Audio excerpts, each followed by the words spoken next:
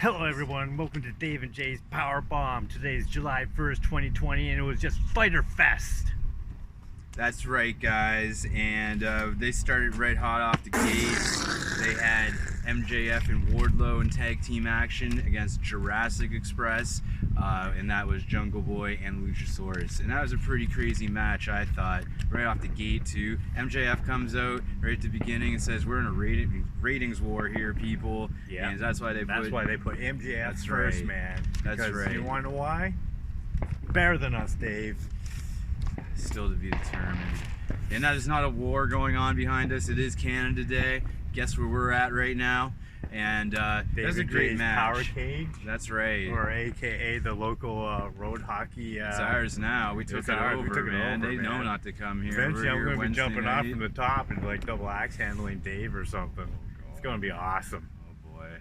But what also was awesome, Wardlow, man. Like, that guy can move, he was man. really... He's pretty agile. He's doing hurricanranas and other things. And sure, he plays a bad guy, but as a professional wrestler, man, he's spot on. Like War Dog, as they were calling him, man. As Jericho was calling him. He was doing commentary all night tonight. Good to see. Yeah. And and then Luchasaurus, those crazy kicks, like, it's nuts, man. Like, those are two talented people for sure. Yeah, it was just like, I'm like, how do they keep doing that? And I'm like, Jesus Christ, man. What? How does MJF flip off 10-year-old kids, but Sammy can't wrestle to be determined? I'm not allowed to talk about that, I guess. So yeah, free Sammy, please. But then that's what they're popping off there. They're fans of the Power Bomb. They're celebrating us. Power Bomb. And our 31st episode. Is that our 31st episode? I have no idea how many we have, man. Yeah. But at the end of the match, it was Jurassic Express with the big win. Huge win for those guys. Like, holy shit. But MJF is still undefeated in singles competition.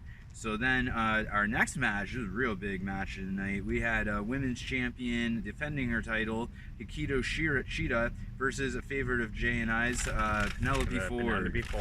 And that was a really great match. Right off the hop, they eject Kip Sabian from ringside. Yeah. And he's like, well, if I'm taking this kendo stick. Yeah, he starts puffing on it like it was some type of like joint or something. And so he's out of there, and then they're putting on a hell of a match. Oh shit, I didn't say that. And then Penelope Ford, she got out of the way of one move doing that Matrix bridge into the stunner. Like, I thought it was over on numerous occasions. Yeah, several times it was just like, yeah. But then she was going to bring the title in, and then that provided a distraction for Kip Sabian to run in, and he had the kendo stick, and he was like swinging for the fences, like he was going to like rip Shida's head off with that kendo stick. But thank goodness she ducked, right? Because it would have been done. Yeah.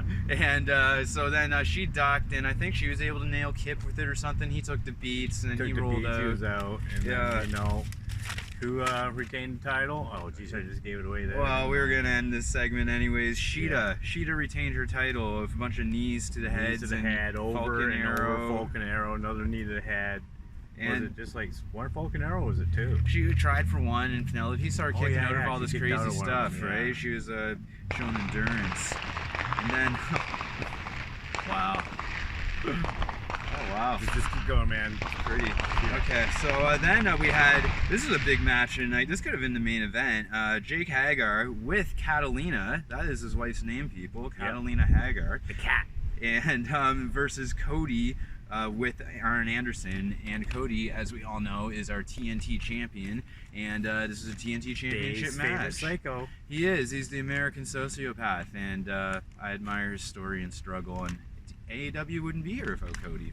And so then, this was a really great match. Remember when Cody went and he did that stalling cutter off the top rope, and he like stood under ropes for maybe 2 seconds, then nailed the Hager with it? Yeah, that looked pretty dope. Really excellent match. Like, Cody, like, I don't know why he's preaching all the time that he may not be the best and this and that. Like, he's pretty good. He is the American Nightmare. American sociopath. He doesn't know what regret is. It's a funny sound to him. It's Does Dave hate him? Does Dave like him? We don't know. I don't know. But it was a great match. At the end, though, we'll jump to the end here because it was pretty unique.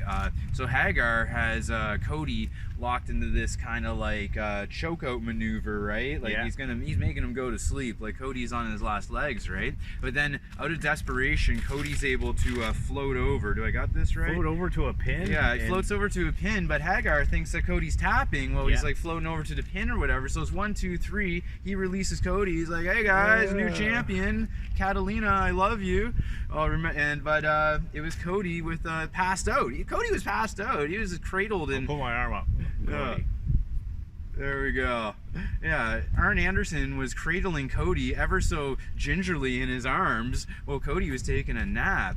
And then, and then Hager knocked out the referee. I mean, I can't say I blame him, right? Hager was robbed a little bit.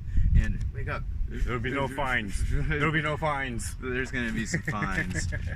But yeah, it was great. Catalina at one point in the match stepped on Cody's back with the stilettos. That was pretty cool. But Jericho didn't interfere surprisingly either. He was on commentary that entire time. I thought he was running in for sure to help his boy. He's pissed about Sammy. I'm pissed about Sammy. Then we cut to he knocked out that ref. We cut to Darby Allin, and I guess he's not cleared for action. He's doing some skateboarding. He's cleared the wipeout on the skateboard a bunch of times. Stunts. He's looking all cool. So like, look at me. I'm Darby Allin. I have half face. I'm going to go skateboarding. Look at him go. Try getting back in a ring and winning some matches. Yes. All right. So then we got, So then Orange Cassidy saunters down to the ring, and he's on commentary with Chris Jericho, except, he's got his feet up on the desk and doesn't have a headset on. Yeah. But he's there with him, and Jericho's losing his shit. Like, this is like, it's crazy. He's like, I'm like water. And I'm like, no, man. You're a vein popping out of your own head. So then, they're doing the commentary for is a tag match. Santana and Ortiz versus Private Party. They're down there with Matt Hardy. It's like a Hardy party. And that was a pretty decent match, I thought. That gin and juice is a pretty good move. That Isaiah Cassidy kid, he's only 22 years old. Free Sammy. And that was a really great match. And but at the end, what happened here? So much action tonight. Sometimes I can't keep it straight. No, it's because we smoked so much weed tonight, Dave. All right. So then Private Party have to win. They did something to win that match. And they hit the gin and juice. That was it. Yeah. They're celebrating that big win. Laid back. Just water. After that match, Jericho was so pissed because Santana and Ortiz are part of the Inner Circle. The Grey Goose of vodka compared to Smirnoff. Yeah, and there was like a lazy confrontation after the match. Jericho went after Orange Cassidy and like, I'm gonna get you, Orange! And like he just like gets dragged away. Walking away. It's like Jericho's screaming. Like, who does he hate more, Tyson or Orange Cassidy? Time will tell. He's pretty angry tonight, Free Sammy. Yeah, Free Sammy. And JR, let's stop talking about COVID testing and money. There's more to life than that, okay? Yes, like Free Sammy. Yes. Do you have a number 3 jersey on? Yeah, I do, actually. I was with him all day. I didn't even notice that. Jesus. All right. So then, so the Jon Moxley, Brian Cage AEW Championship title match has seen another fork in the road. Yeah, we're not going to see that battle till July 15th. July 15th, Fight for the Fallen.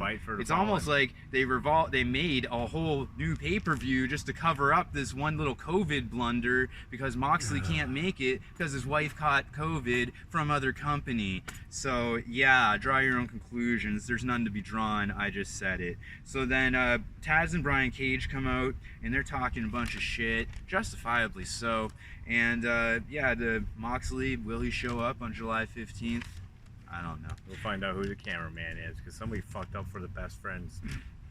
They did. They fucked up the best friends spot. Speaking of which, was our main event tonight. We have the best friends, Trent and Chuck Taylor, versus Hangman Adam Page and Kenny Omega, who are our AEW Tag Team Champions. This match was for the championship. And best friends were dropped off by Trent's mom in a minivan. Pretty cool to see.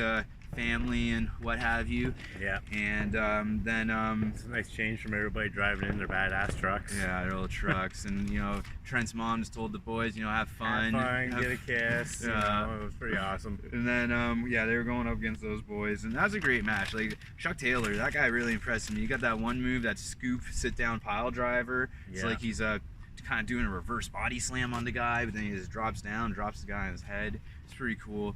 And JR was saying that Trent was like the leader of the team, but I mean, I think Orange Cassidy is the leader of Best Friends. Yeah, JR. You know, sometimes. he speaks from the shadows, from silence. He speaks from a jar of barbecue sauce. Wow, it's really popping off here in Canada today. This must be what Tito and Santana have to go through every day. To get to the Jericho's jacket, I forgot to bring that up. Very Don Cherry-esque, Free Sammy. And yeah, so then this is a great match, really great match. They went back and forth a bunch of times. I thought Best Friends had it won on numerous occasions, and it could have went either way. Orange Cassidy didn't make an appearance. He's got his hands tied up with Le Champion at the moment. Yeah, he's being held back by Pineapple Pete. And is anything else here? Oh yeah, so this is a great match. We'll just jump to the finish though, because more stuff happened afterwards. Adam Page hit that buckshot lariat, and he got the pinfall. So Page and Omega, the Last Samurai if you will, are still our AEW Tag Team Champions. And then after the match, FTR, they were watching the whole match the whole time, drinking beers, and then they come out and they offer Kenny Omega a beer, and Kenny doesn't drink, right? No. Like a lot of us out there, like not everyone drinks, guys. So Kenny was like, okay, like yeah, I'll toast you guys, but I don't drink. I'm not gonna drink it. So then he dumped it, and then of course FTR gets super pissed. It's like, what are you doing? Like you're drinking, dropping the beer. I gave this to you, man. Like I hear that shit all the time, and it makes me fucking sick. And so yeah, then the Young Bucks have to run in, and you know, actually, no, beer's even cheaper down there, so it costs 75 cents. 50 cents in a can. Probably, yeah. And bottled water is $1. Half the beer down in the States is piss, so I wouldn't blame Kenny Omega for pouring that shit out. Yeah, and then so they have a little standoff, and day 2 of Fyter Fest will be on Wednesday next week. Yeah. So you guys are all up to date here. It's a little too hot and the air's a little too stale for an attack phase this week. Oh, that's all you're getting. That's all you're getting. Peace out, homies.